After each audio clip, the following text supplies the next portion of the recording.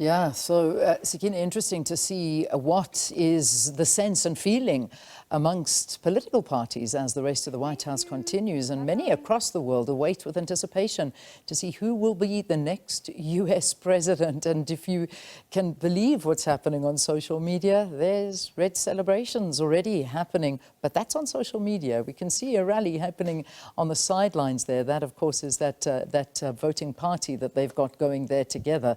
That's in the Republicans, but you know, you can see the red there. It's getting fuller and fuller and fuller, and lots of celebrations happening in pockets of the crowds as they watch those screens and see what is happening. And certainly what is happening is that the numbers are moving more and more in favor of Donald Trump. 247 of those 270 that are needed to win are in his favor. 214 are with Kamala Harris.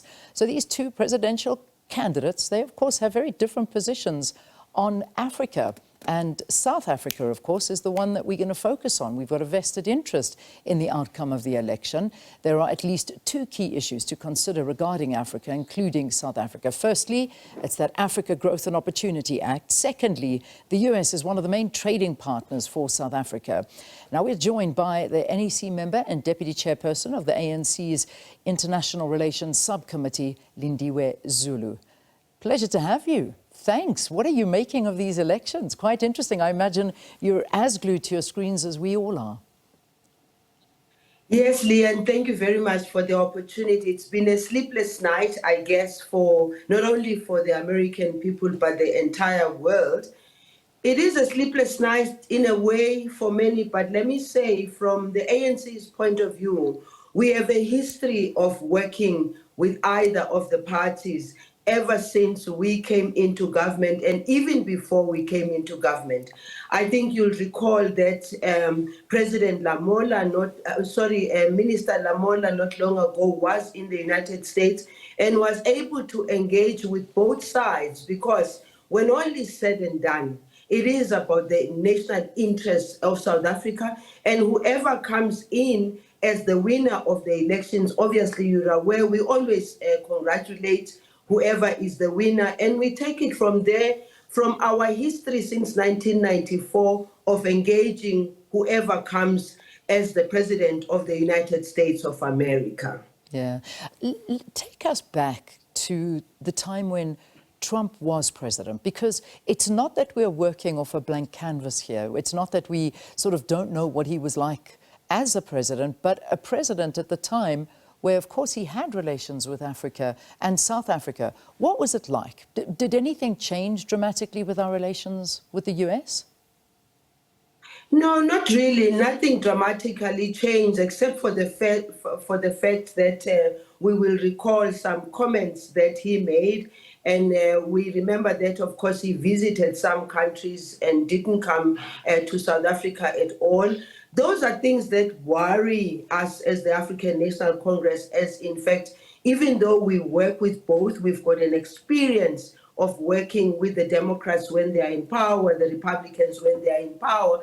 But we cannot deny the fact that whoever comes in, the first statement that will be made about the African continent in general then gives us a sense of which direction is it going to go to. But let me tell you, Leanne, whatever the statements that are made, what normally happens from a South African's point of view and the government in office is usually, can we maintain the cordial relations, the strategic relations? Can we understand the relationship, the old relationship between South Africa and the US and the continent in general?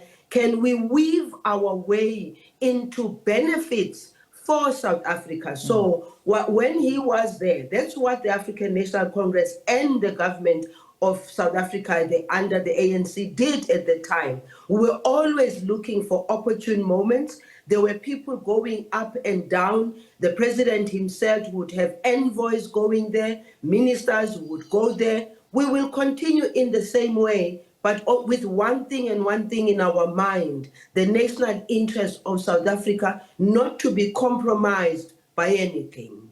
Let's quickly focus on AGOA, because that, I think, is probably one of the the biggest issues we need to look at, and it's set to conclude in September 2025.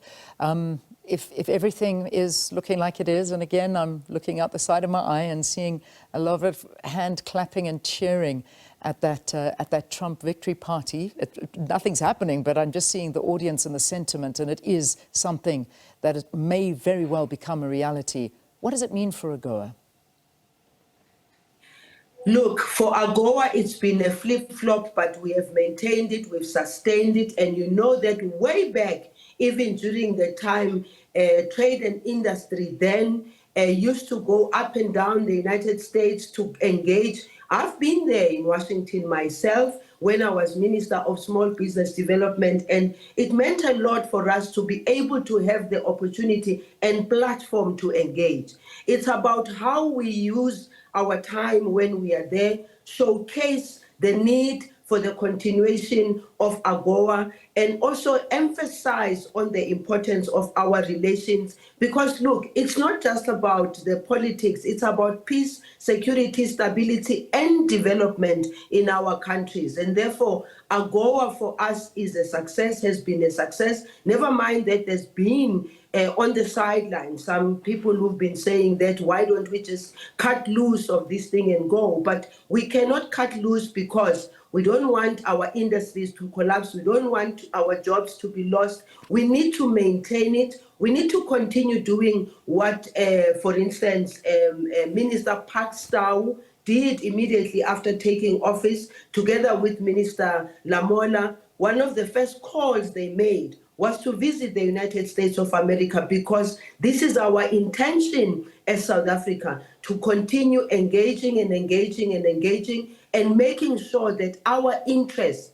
much more than our interests have been on the agenda before. This time around, we're very clear that our push is much more about the economy. It's much more about growing our own economy. It's much more about getting jobs and our industries moving. Therefore, we will continue the same engagement with the same enthusiasm, if not more, in ensuring that AGOA continues. Thank you. Thank you for weighing in on that, Lindiwe Zulu. Pleasure speaking to you, NEC member and Deputy Chairperson of the ANC's International Relations Subcommittee.